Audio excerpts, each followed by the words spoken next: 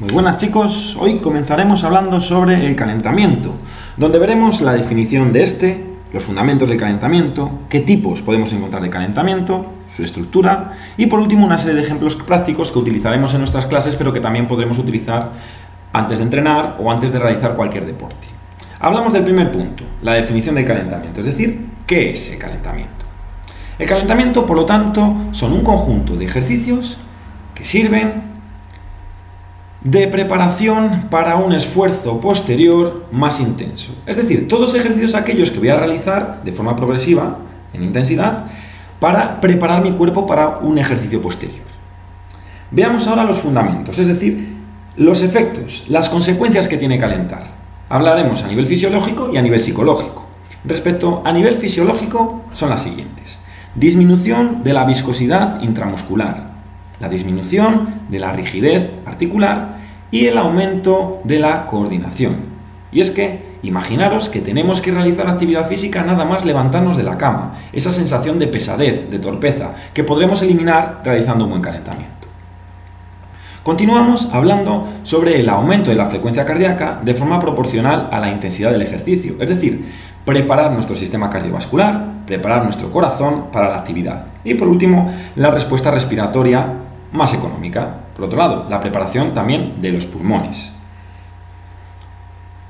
A nivel psicológico encontramos estos fundamentos. Favorecer la concentración, y es que cuando estamos calentando conseguiremos olvidarnos del examen anterior o de la clase posterior a la educación física para centrarnos en la actividad en sí que tenemos que realizar. ¿Qué conclusiones sacamos? Pues que el calentamiento nos va a ayudar a la prevención de lesiones y a obtener un mayor rendimiento en nuestras clases o en la actividad posterior. Veamos ahora los tipos de calentamiento. En un primer momento veremos el calentamiento activo frente al calentamiento pasivo. El calentamiento activo.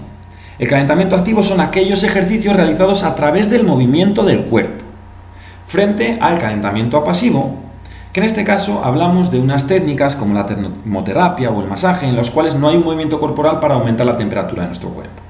Ahora hablamos del genérico frente al específico. Calentamiento genérico es la fase inicial, orientada al trabajo de todo el cuerpo.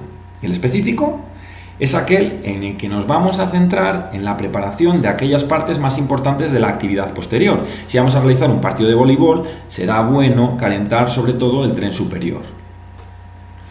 Por otro lado, vamos a hablar ahora sobre la estructura que tiene que tener todo calentamiento, que comenzará siempre con una carrera continua, aproximadamente de unos 5 o 8 minutos, y después a poder ser primero de unos estiramientos y después de una movilidad articular. Brazos adelante, brazos atrás, carreras laterales, talones atrás, rodillas arriba, todos esos ejercicios que ya conocéis.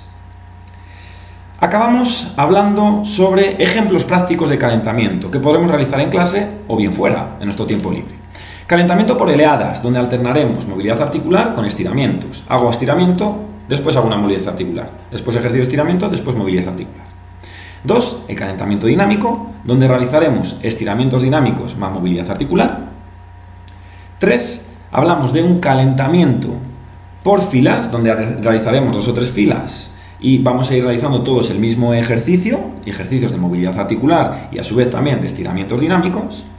Y por último hablamos de un calentamiento lúdico, donde nos podemos mover libremente, ofreciendo y obedeciendo las premisas que nos dará el profesor. Por ejemplo, decimos un número, haremos grupos de ese número, decimos un nombre de un compañero, ese jugador tendrá que pillar, o decimos que se realicen actividades, pues se tendrán que realizar actividades como juegos.